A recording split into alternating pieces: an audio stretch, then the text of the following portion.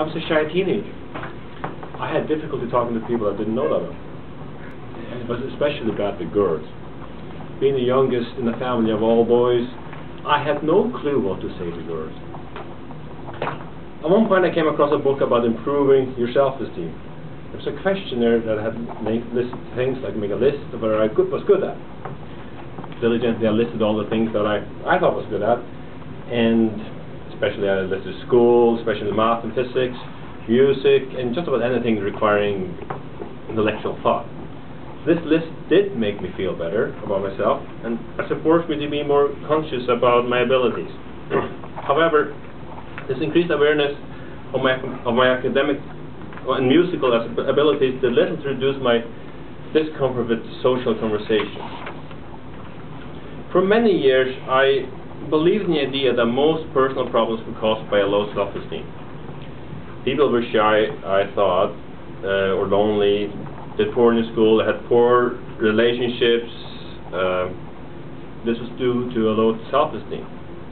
Even bigger problems like addictions and criminal activity were attributed to low self-esteem.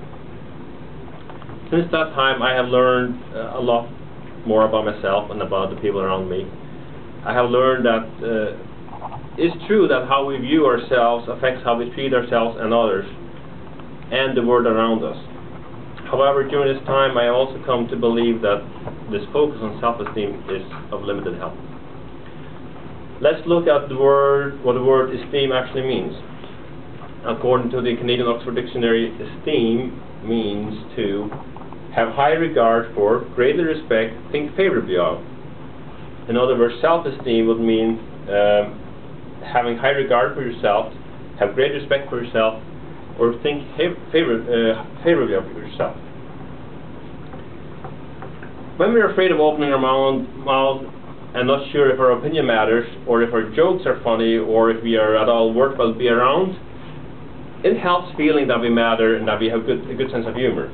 It certainly gives us more confidence in stating our opinion and telling those jokes. However, if there is here where I think the notions of self-esteem and self-confidence got mixed up. Self-confidence is crucial in just about anything we do. We're able to walk or ride a bike because we're confident that we won't fall over. The same goes for delivering speeches, telling jokes, musical performances, or even talking to strangers. In a way, we need self-confidence to get through everyday life. Some people have lots of self-confidence and get very far, and some have not so much confidence and don't get as far. I have known a few talented people with an abundance of self-confidence and a lot to be proud of, but who also suffered with significant personal problems. If you listed their good qualities, you might get a list that was more impressive than the average. These people should have good self-esteem, but somehow many of these people are still lonely, unable to keep their jobs and relationships, are alcoholics, or spend their lives in and out of jails. The problem with self-esteem, I believe, is that it only really puts value on our character and abilities. It does not measure the fundamental value of our being. So what is self-esteem? What if self-esteem is not the solution? I would like to introduce the idea of self-love. And for this purpose it's important that I define love. My favorite definition is the will to extend oneself for the purpose of nurturing one's own or another's well-being and growth. It's not the most popular or common definition that you'll find in dictionaries or in common usage, but I believe it's the one that's the most fundamental. This is the kind of love we usually have for our children. And if you're religious, it's the kind of love God has for us. Most parents love their children regardless of their abilities and actions. Parents extend themselves for the purpose of nurturing their children to get the most out of life. Imagine people having this kind of love for themselves. Imagine us having the same unconditionals for ourselves that we have for our children. Imagine us continually loving ourselves regardless of how much we screw up. Imagine us lovingly being patient with ourselves as we go through life's difficult stages.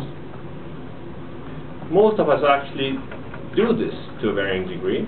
Usually we're not conscious of it, but it's actually what makes us take care of ourselves and get through life's difficult stages. How much we are able to love ourselves depends to a large degree on how much we are loved and have been loved by others, especially as children.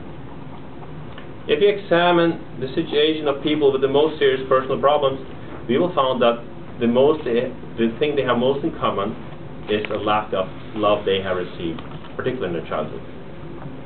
Those who have managed to overcome those difficulties have more often than not